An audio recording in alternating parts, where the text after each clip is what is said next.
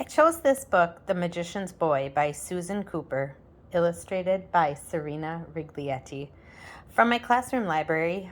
It's labeled a fantasy science fiction book, but it definitely has some elements of traditional literature in it as well. So I thought it was kind of a great combination of all three of those genres.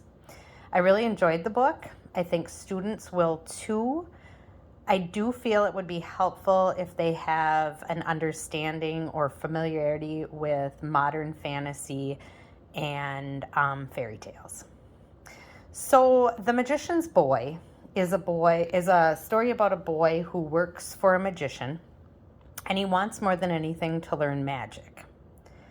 But the magician always says, "Not yet, boy, not until the time is right."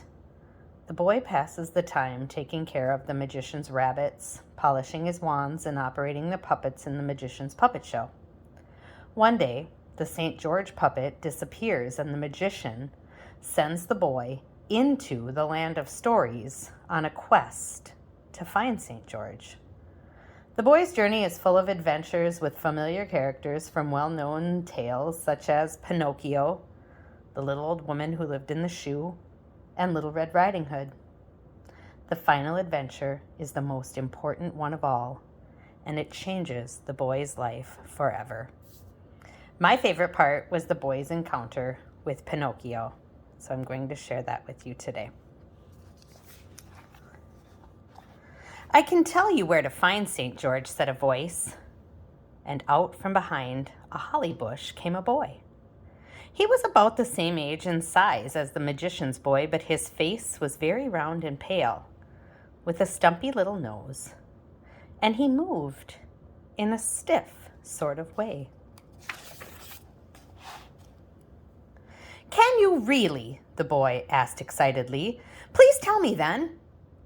"He keeps his horse in our yard," said the round-faced boy.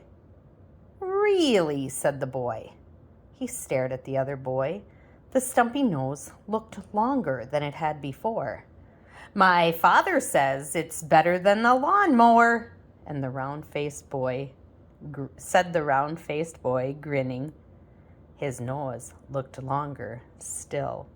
So as you can see, the illustrations are in black and white, but they are very well done and very artistic, kind of a different kind of art. So I think students would really enjoy this book.